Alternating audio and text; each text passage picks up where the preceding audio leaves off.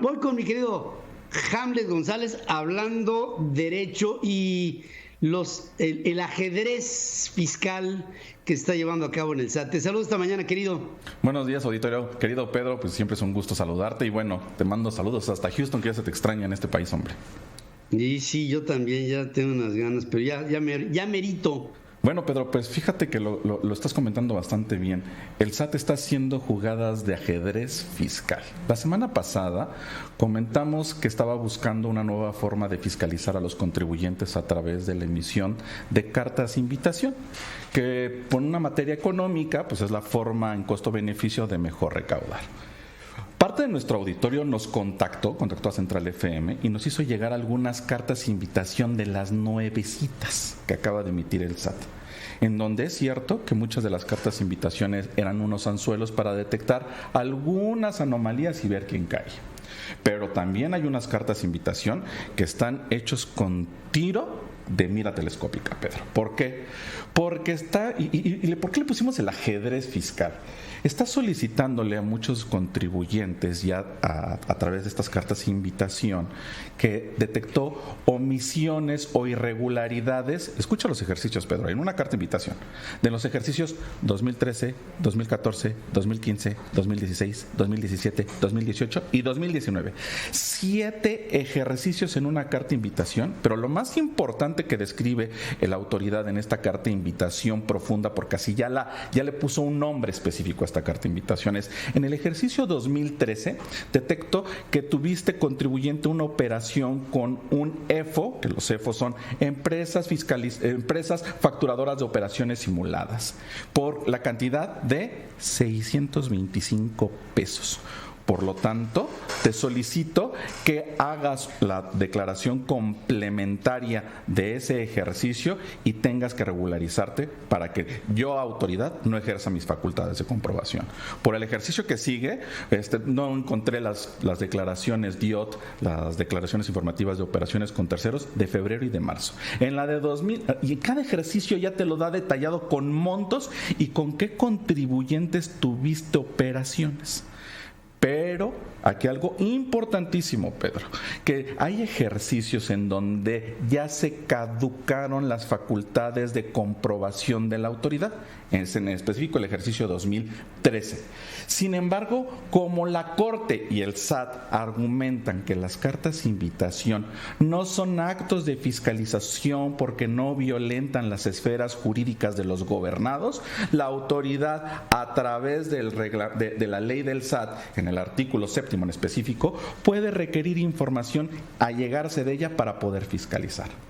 Pero en este juego de ajedrez entre el gobernado y la autoridad hacendaria, Pedro, si el gobernado o el contribuyente presenta una declaración complementaria del ejercicio 2013 corrigiendo este pequeño monto por una EFO que tiene detectado la autoridad, una empresa que factura operaciones simuladas, automáticamente va a reactivar la caducidad que tiene la autoridad y ahora sí podrá fiscalizarla. En este juego bastante jurídico y bastante planeado, porque ya lo analizamos profundamente, Pedro, con las cartas de invitación que nos hizo llegar nuestro auditorio y que fueron varias, nos dicen, oye, ¿qué es lo que tengo que hacer? ¿No? O sea, sí le contesto, no le contesto, porque si no le contesto, pues me amenaza que me va a fiscalizar. Le dije, pues hay que tener cuidado, porque si caemos en las conductas que prevé el 17H bis del Código Fiscal de la Federación, que es el SAT, en el caso que detecte que tuviste una operación con un EFO, te puede suspender automáticamente desde su oficina con un botón, te puede suspender el certificado para evitar que tú puedas facturar. Entonces, hay que hacer un análisis, Pedro, profundo sobre lo que está haciendo la autoridad con esta nueva forma de recaudar, ya no nada más de fiscalizar y de hacer presencia fiscal, sino de recaudar a través de mecanismos electrónicos en donde ya al contribuyente le dice específicamente con quién tuvo operaciones, el monto con el que tuvo operaciones, no obstante que ya son ejercicios que ya están caducos y que el hecho de que te invite la autoridad autoridad a que presentes una declaración complementaria. Con eso le vas a dar la potestad a la autoridad que ahora sí te pueda fiscalizar profundamente. Hay que separar los ejercicios, Pedro, fiscales, porque muchas de las cartas de invitación vienen hasta por 6, 7 ejercicios fiscales que realmente ya más parece una acta parcial de inicio de visita domiciliaria que una invitación profunda donde ya viene el fundamento de que el SAT dice: yo ya te puedo requerir para verificar que todas tus operaciones estén en apego estricto de la ley. Y esto lo sumo, Pedro, porque ahora con el nuevo, lo que acaba de establecer el Senado, en donde informa que la ley de ingresos de la Federación no tendrá más impuestos. Eso es lo que se argumenta, no tendrá más impuestos, pero va a atacar fuertemente la evasión y también la elusión fiscal. Y la elusión fiscal entra dentro de estas cartas de invitación. ¿Por qué? Porque todavía no ha ejercido sus facultades de comprobación, pero ya las tiene súper detectadas. ¿Cuál es mi recomendación que nos ha hecho parte de nuestro auditorio? Busquen un especialista, porque hay que analizar caso por caso. La realidad es que ahora veo una fiscalización mucho más profunda, mucho más detallada, mucho más específica, ya más inteligente. Antes no lo veía, ahora sí veo una fiscalización mucho más inteligente, más precisa, en donde muchos de los contribuyentes ahora sí tienen miedo, Pedro. Miedo. ¿Tú crees que la palabra entre gobierno y gobernado puede ser regida por el miedo? Es decir, miedo es una palabra que habla de desconfianza, miedo es una palabra que habla de la invasión a tu intimidad. Miedo es una palabra que describe a una mala administración del proceso por descreimiento. Miedo me dice muchas cosas muy malas. Sí, Pedro, la realidad es que el nuevo gobierno, el soporte de todos los gobiernos es la política interna y la política económica. Entonces, cuando la política interna está colapsada, pues lo que intentas es contener la política económica. Y la espina dorsal de la política económica es la política fiscal. Entonces, está apretando en la política fiscal para evitar colapsarse, Pedro. Pero la gente sí tiene miedo porque ahora ve que muchas normas fiscales y muchas normas que antes no estaban contempladas dentro de nuestra compilación fiscal, sino Código Penal Federal, la ley en contra del lavado de dinero, la ley en contra de la delincuencia organizada, la ley de seguridad nacional, la ley nacional de extinción de dominio. Todas estas leyes han sido modificadas en esta nueva forma de gobernar y en esta nueva forma de recaudar. Entonces la gente sí tiene miedo, paga más por miedo. Fíjate, Pedro, paga más por miedo un impuesto a contribuye más por un beneficio social. Entonces, con esta nueva forma de fiscalización, ¿por qué generaron esta nueva forma de fiscalización? Que es lo más importante, Pedro.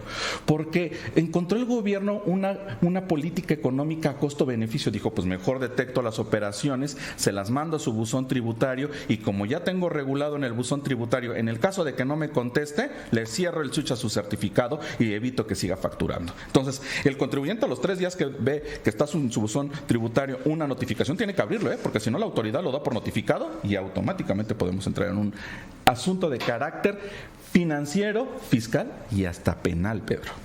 Penal. Fíjate más. Entonces, pues en México creo que le tenemos más miedo al fisco a delitos corpus, Pedro. Es más grave un delito fiscal en México que un delito de homicidio, Pedro, que un delito de delincuencia organizada profundo. Entonces, es cuando vemos en esta pirámide de delitos y de ámbitos, ¿cuál es más importante para el Estado? ¿Salvaguardar la seguridad de la población o recaudar? Híjole, qué pregunta más difícil. Y bueno, nada más relacióname rápido. La ley de extinción de dominio, ¿ahí cómo aplica? Fíjate que en la Ley Nacional de Extinción de Dominio, si tú no acreditas que tus bienes fueron adquiridos de forma legal o que los recursos con los que los adquiriste son lícitos, pues tus bienes pueden ser expropiados por el gobierno federal. O sea, tienes que acreditar cómo te allegaste de ellos y que los recursos sean lícitos y que hayan pagado contribuciones. ¿Y tu integridad física como una persona que pudiera por la misma ley perder incluso la libertad, ¿podría ser? Claro, Pedro, fíjate que en México es uno de los grandes problemas que en materia fiscal estamos haciendo normas jurídicas que tengan aplicaciones retroactivas a su decreto o a su emisión. Y eso está generando gran polémica, no nada más en México, en el mundo, porque dicen, oye, ¿cómo vas a aplicar una norma retroactiva en una conducta que apenas estás regulando? Pero bueno, es el México de hoy, Pedro. Qué barbaridad, qué desgobierno. Tremendo. Gracias, querido Hamlet, como siempre, por tu reflexión. Es importante y hay que tomar en cuenta todo esto que tú aquí detallas, porque pues los avisos están llegando, las invitaciones están llegando. Invitaciones profundas, ahora le llaman, qué bonito se llama así. Profundas en el tiempo, ¿no? El túnel del tiempo. Y las invitan bonitas, están bien, hasta cuando las vi en 5 o 6 hojas, una carta de invitación, dije, ching, parece acta parcial. Sí, qué cosa. O parece un previo de una demanda, ¿verdad? Sí, pero bien, gracias como siempre, querido amigo. Gracias, Pedro. Gracias, auditorio. Buenos días. Gracias.